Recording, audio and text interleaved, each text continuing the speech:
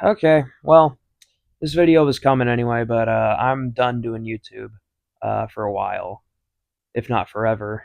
This isn't going to be one of those things where I'm saying, "Oh, I'm retiring and like don't ever expect to see me again." But like honestly, dude, I don't think I want to keep doing this. It's just like I'm burnt out. I'm almost 18 years old. Like I'm kind of getting on with my life, and this is just kind of where I had to end things. Like I'm I'm I'm about to join the army and I'm about to get married. Yeah, I know. 18 years old and I already got that shit figured out. It might sound cringe to some of you people, but I mean, it makes sense and it works for me. But I figured I'll tell a story about my content. Some of you guys may be led to believe I haven't been making content as long as I have, but I have. Uh, and I will start with Limp Brisket. Limp Brisket was a YouTube channel I owned and operated from like 2021 to like mid 2022. And I was on YouTube until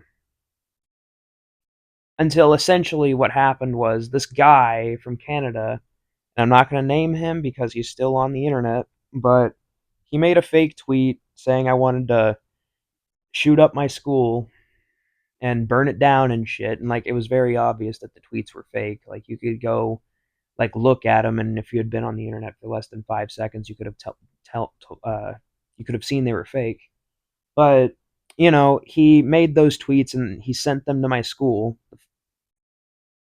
and basically I got arrested and I was held under the Patriots Act.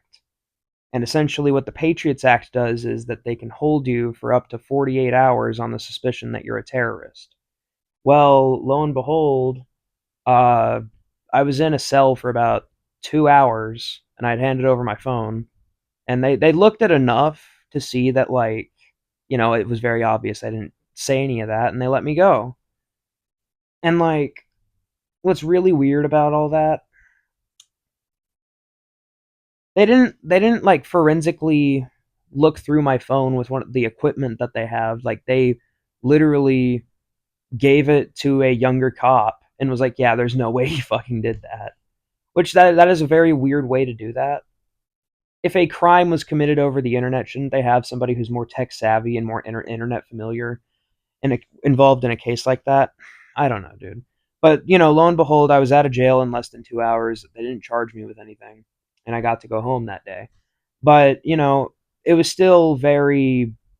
I don't want to use the word traumatizing because I don't want anybody to feel bad for me because at the end of the day, I was a stupid 13, 14-year old. Like, I should not. I was in circles of the internet I really had no part in being in. And you know what? I really brought that upon myself. There, I said it. But in 2024 ish, I would say, I brought back my YouTube channel under the name Billy Napalm. And what I did with the Billy Napalm YouTube channel was it was kind of similar to Limp Brisket, but I was a lot older and I knew better than to get myself involved in stupid dramas I had no part or business in being in. I made a video about getting Al Jorgensen from Ministry's vocal effects because when I was under the name Billy Napalm, I was in a band with a friend of mine called the Gravemakers. We have more songs that like I'm not going to release. They were released previously, but I privated most of them. But the ones that were even like okay are still up on SoundClick. Just look up the Gravemakers. It should be like the first thing that comes up. Uh, but I made videos under the name Billy Napalm, and that's where I would make live streams. That's where I would do things like interview people. In fact, I interviewed Swegta the first time because a lot of you guys saw the MSOD episode on Swegta. Now, I'm not sure what happened, but it was like the last day of school, my junior year, when the Billy Napalm channel got deleted. And it got banned due to a undisclosed violation of the community guidelines. and I was fighting that for months, and I could never get my channel back. So I brought it back under the name WK Napalm, which it lasted a few months, and then it got banned again once they realized that it was, you know. But here's the thing. Here's the really weird thing. I think I found out what it was. I think that the word napalm like triggered something in the guidelines, and that's what made them think, oh, we need to ban them. And you know what? Genuinely, it's whatever. I don't care. The videos I was making weren't really good anyway. But that's really where I'm at. Like, yeah, those are the secrets I'm gonna reveal, and that's where it ends. Like, I've been making videos on YouTube since I was, you know, young, since I was like a early teenager. But now that I'm an adult and I kind of got life going on, it's just like I really don't think I want to do this anymore. You know, and as for middle schoolers on drugs, I mean, the episodes that are up will remain up. You can go watch them. You can go analyze every fucking little bit of it.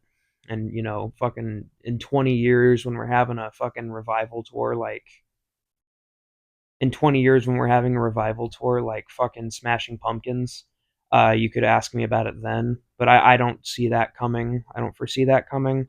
I have got my own life ahead of me. I have to make very adult decisions, and I guess one of them would be to retire YouTube.